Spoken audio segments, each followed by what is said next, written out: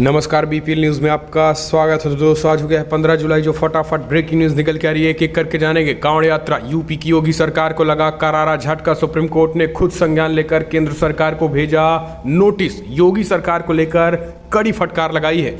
दूसरी बड़ी update, UP में पुलिस की देखी है हेकड़ी। रोजगार के लिए गिड़गिड़ाए, सख्त हुआ, कहा मुकदमा दर्ज कर दूंगा। जी हां, लखनऊ में बड़े पैमाने पर बेरोजगार युवा कर रहे हैं प्रदर्शन।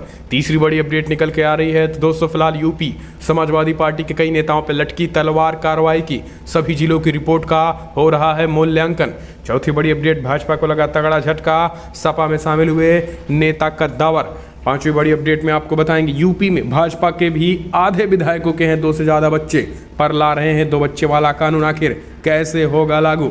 इस बीच छठी बड़ी खबर बताएंगे, योगी सरकार पर घोटाले का आरोप। संजय सिंह ने चिकित्सा मंत्री, प्रमुख सचिव सहित कई डॉक्टरों के खिलाफ दी तहरीर। जी हां, तो एक एक करके आपको विस्तार से बताएंगे। जहां पुलिस महानिदेशक से मिला सपा का प्रतिनिधि मंडल, जानेंगे आखिर क्यों। इस बीच यूपी में कांग्रेस के पोस्टर से राहुल गांधी गायब, सिर्फ दिखाई दे रही प्रियंका, क्या है मायने। आज प्रधानमंत्री मोदी कर रहे हैं काशी का दौरा, वो भी आपको बताएंगे क्या है तैयारी। तो एक एक करके जानेंगे, लेकिन उससे पहले अगर आपने चैनल को सब्सक्राइब नहीं किया तो चैनल को सब्सक्राइब करें। और 22 विधानसभा चुनाव में कौन बनेगा मुख्यमंत्री, कमेंट के माध्यम से अपने सुझाव दे। दरअसल पहली बड़ी अपडेट निकल के आ रही, कांवड़ यात्रा के बीच योगी सरकार के निर्णय पर सुप्रीम कोर्ट ने लिया खुद संज्ञान, लगाई लताड़, केंद्र को भी भेजा नोटिस।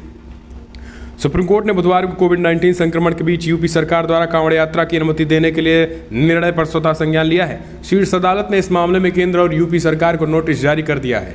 जस्टिस रोहिंगन एस नरीमन की अध्यक्षता वाली पीठ ने इस मामले पर विचार करने का निर्णय लेते हुए केंद्र सरकार व यूपी सरकार को जवाब दाखिल करने के लिए कहा है। पीठ ने कहा है कि वो शुक्रवार को इस मामले पर सुनवाई करेगी।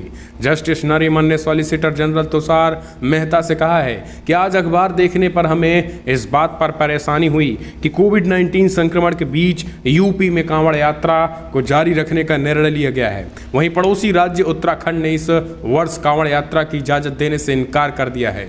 हम उस सम्मानित राज्य की राय जानना चाहते हैं। लोगों को समझ नहीं आ रहा कि क्या हो रहा।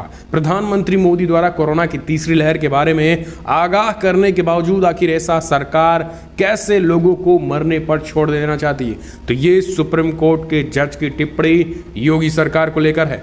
अगली अपडेट लेते हैं, यूपी में पुलिस की हेकड़ी देखिए। रोजगार के लिए गिड़गिड़ा रहे शख्स को कहा मुकदमे में फंसा दूंगा। जी हां, यानी कभी पुलिस प्रशासन भी छात्र रहे होंगे, लेकिन आज छात्रों की समस्या नहीं दिखाई दे रही।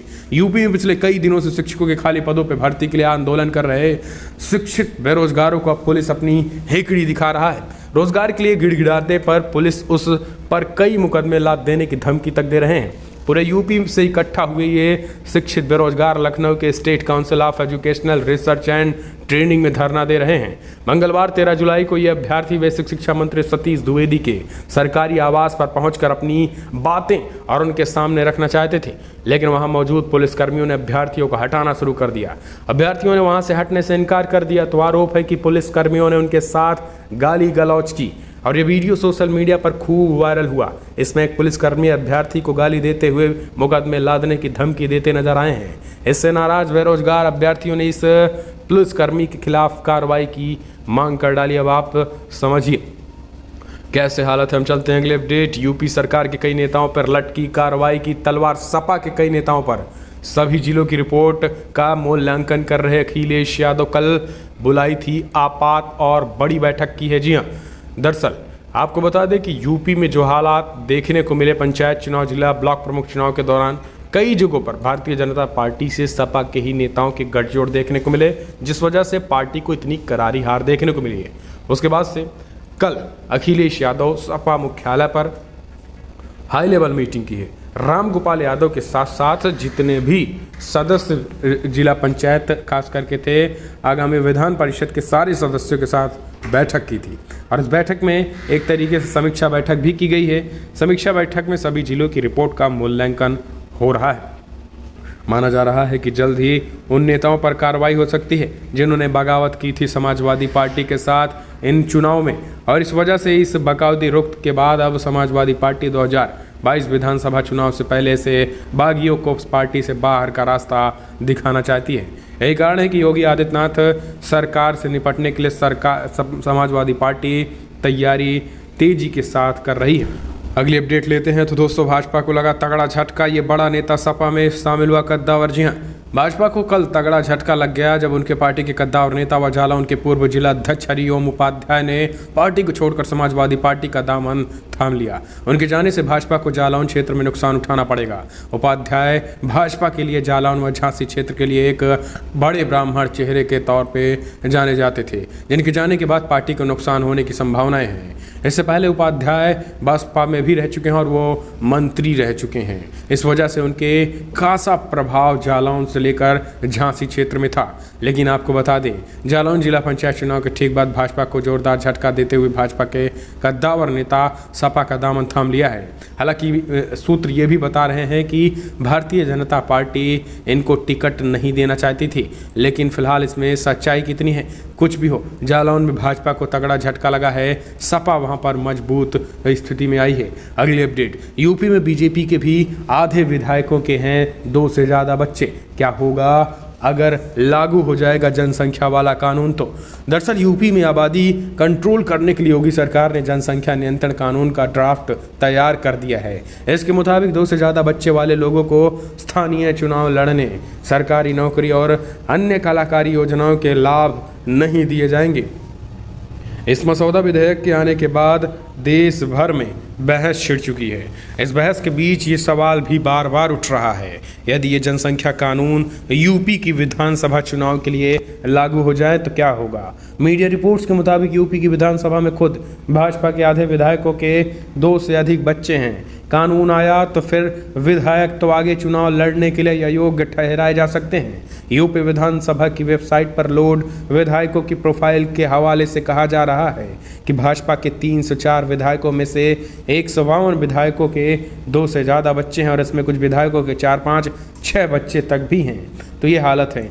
अगली अपडेट लेते हैं, योगी सरकार पर घोटाले का आरोप लगाया संजय सिंह ने। चिकित्सा मंत्री, प्रमुख सचिव सहित कई डॉक्टरों के खिलाफ तहरीर दे दी है।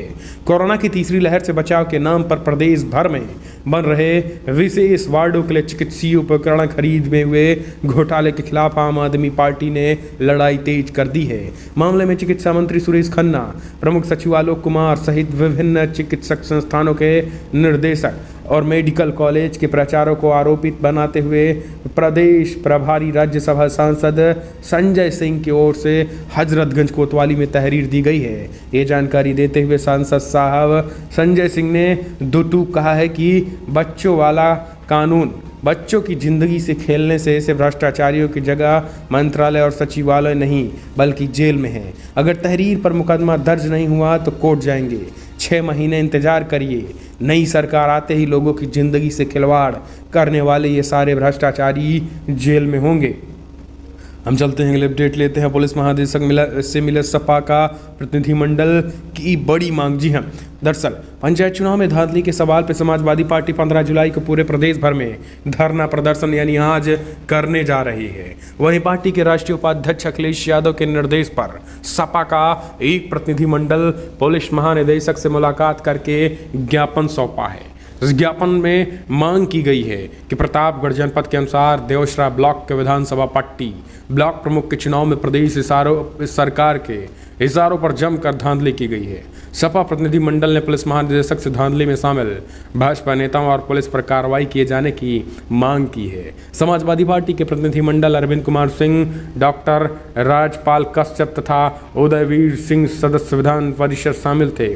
आपको बता दें कि इन्हीं सब सवालों को लेकर पूर्व मुख्यमंत्री अखिलेश यादव ने 15 जुलाई को समाजवादी पार्टी की तरफ से पूरे प्रदेश भर में ऐलान कर दिया है पदाधिकारियों को बूथ स्तर तक प्रदर्शन की। तो आज 15 जुलाई है और आज 15 जुलाई को प्रदेश भर में किया जाएगा प्रोटेस्ट। अगले अपडेट, यूपी से कांग्रेस के पोस्टर से राहुल गांधी का पोस्टर गायब कांग्रेस से। जी हाँ, सिर्फ दिख रही हैं प्रियंका गांधी। आखिर क्या है मायने? दरअसल कांग्रेस महासचिव और यूपी प्रभारी प्रियंका गांधी वाड्रा 16 फरवरी को यूपी के दौरे पर आ रही हैं। प्रियंका के दौरे को लेकर जहां कांग्रेस नेता तैयारियों में जुटे हैं, वहीं प्रदेश कांग्रेस मुख्यालय के अंदर कैंपस में लगा एक पोस्टर चर्चा का विषय बना है। इस पोस्टर में सिर्फ प्रियंका गांधी नजर आ रही हैं। आमतौर पर कांग्रेस के छोटे छोटे किसी कार्यक्रम में ये देखा जाता है कि सोनिया गांधी और राहुल गांधी की तस्वीर जरूर लगी होती है, लेकिन प्रदेश मुख्यालय के अंदर बने पार्क में लगाई गई बड़ी सी होर्डिंग में उगते सूर्य के साथ सिर्फ प्रियंका गांधी और पार्टी का निशान पंजा नजर आ रहा है। ऐसे में लोगों के बीच चर्चा है कि इस बार यूपी में राहुल गांधी के चेहरे पर नहीं बल्कि प्रियंका गांधी के चेहरे पर कांग्रेस 22 का चुनावी रण में उतरेगी। तो ये हालत है यूपी में। हम चलते हैं अगले अपडेट। शिवपाल यादव इस विधानसभा सीट से लड़ सकते हैं, चुनाव अटकलें तेज। जी हाँ, जसवंत नगर छोड़ने जा रहे हैं। समाजवादी पार्टी सपा अध्यक्ष अखिलेश यादव चचा शिवपाल यादव प्रगतिशील समाजवादी पार्टी प्रमुख शिवपाल 22 में होने वाले प्रदेश में जिले संभल जिले की यादव बाहुल गुन्नौर सीट से किस्मत आजमा सकते हैं। दरअसल यहां जारी एक पोस्टर में शिवपाल यादव गुन्नौर की जनता से आशीर्वाद मांगते हुए दिखाई भी दे रहे हैं, जिस वजह से ये माना जा रहा है कि ये गुन्नौर सीट से ही विधानसभा चुनाव लड़ेंगे। और ऐसे में आने वाले समय में जसवंत नगर की सीट जो जहां परंपरागत है, वहां से उनके बेटे आदित्य यादव चुनाव लड़ सकते हैं। हम चलते हैं अगले अपडेट। तो दोस्तों, आज प्रधानमंत्री नरेंद्र मोदी का है काशी का दौरा। चप्पे चप्पे जल थल और नभ से होगी निगरानी। एसपीजी ने तैयार किया फुल प्रूफ सिक्योरिटी का प्लान। जी हाँ, प्रधानमंत्री की सभा के दौरान निगरानी जल थल और नभ से होगी। इसके लिए फुल प्रूफ सिक्योरिटी प्लान तैयार कर लिया गया है। मुख्यमंत्री आगमन के दौरान एसपीजी अधिकारियों संग बैठक करते हुए सुरक्षा और पुख्ता करने पर मंथन हुआ है। तय हुआ है कि प्रधानमंत्री जितनी देर तक बीएचयू स्थित आईटी मैदान में जनसभा को संबोधित करेंगे, उस दौरान सेना के हेलीकॉप्टर द्वारा आसमान से निगरानी रखी जाएगी। वहीं बीएचयू से सटे गंगा में भी एनडीआरएफ सहित जल पुलिस और सशस्त्र पुलिसकर्मी निगरानी करेंगे। बीएचयू कार्यक्रम स्थल के आसपास पैरामिलिट्री के साथ ही पीएसी और सुरक्षा कर्मियों के भारी फोर्सेस की तैनाती की जाएगी। इस तरीके से जल थल और नभ में भी प्रधानमंत्री की सुरक्षा पुख्ता की गई है। प्रधानमंत्री कार्यालय के मद्देनजर मुख्यमंत्री योगी आदित्यनाथ ने सुरक्षा से जुड़े और प्रशासनिक अधिकारियों संग कार्यक्रम स्थलों का निरीक्षण किया है। तो ये बड़ी अपडेट निकल के आ रही है। आज प्रधानमंत्री मोदी दौरा करने वाले हैं। अगली अपडेट, खुद के जाल में फंसे ओम प्रकाश राजभर ओवैसी के साथ गठबंधन कर तमाम पार्टियों ने किया बायकॉट। आखिर ऐसा क्यों? संजय सिंह ने भी बढ़ा दी मुसीबत। दरअसल बीजेपी के खिलाफ जोर शोर से मोर्चा खोले ओम प्रकाश राजभर की मुश्किलें इन दिनों बढ़ रही है। राजभर की मुश्किलें और कोई नहीं बल्कि वो लोग बढ़ा रहे हैं जिन्हें वो अपना सहयोगी मानते हैं। हाल ही में आम आदमी पार्टी के नेता संजय सिंह से के ट्वीट से ओम प्रकाश राजभर की काफ़ी किरकिरी हुई। संजय सिंह ने कहा कि हम तो केजरीवाल से मुलाकात करने का कोई फैसला राजभर का नहीं है और दूसरा राजभर की पार्टी से गठबंधन करने का भी कोई सवाल ही नहीं उठता है। ऐसे में राजभर ये आस लगाए बैठे थे कि हम आम आदमी पार्टी के साथ गठबंधन करेंगे।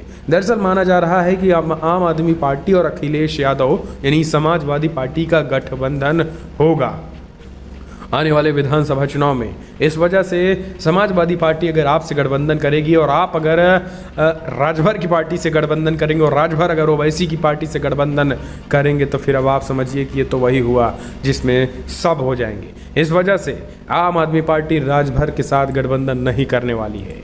अगली अपडेट लेते हैं। तो दोस्तों, चुनाव से पहले मुसलमान भाजपा के लिए बन जाते हैं सोने की चिड़िया। चंद्रशेखर रावण का बड़ा बयान। आज़ाद समाज पार्टी के राष्ट्रीय अध्यक्ष चंद्रशेखर आज़ाद रावण ने भाजपा में चुनाव में मुसलमानों को सोने की चिड़िया की तरह अपना हथियार बना लिया है। उन्होंने कहा है कि जब जब चुनाव करीब आता है तो भाजपा नेता तब मुसलमानों को वोट के लिए हथियार की तरह इस्तेमाल करते हैं। आतंकवाद के नाम पर निर्दोष लोगों को फंसाने की साजिश की जा रही है, लेकिन असल आतंकवाद के खिलाफ कार्रवाई करने की हिम्मत भाजपा नहीं दिखा पा रही है। चंद्रशेखर ने कहा है कि साल 2022 में होने वाले विधानसभा चुनाव में भारतीय जनता पार्टी को सत्ता से बाहर रखने के लिए उनकी पार्टी के रास्ते खुले हुए हैं। चंद्रशेखर बुधवार को साइकिल यात्रा का शुभारंभ करने नुमाइश मैदान स्थित बुद्ध पार्क पहुंचे थे। तो दोस्तों, आपको बता दें कि प्रदेश भर में साइकिल यात्रा निकाल रहे हैं रावण, लेकिन 22 में क्या सपा के साथ आते हैं, इस पर अभी कोई बात नहीं बनी है, लेकिन माना जा रहा है कि सपा के साथ फिलहाल वो आ सकते हैं। तो बड़ी खबर में इतना है, लेकिन अगर आपको वीडियो पसंद आया तो लाइक करें, शेयर करें, कमेंट के माध्यम से अपने सुझाव देना ना भूलें। इस वीडियो इतना ही। जय हिंद।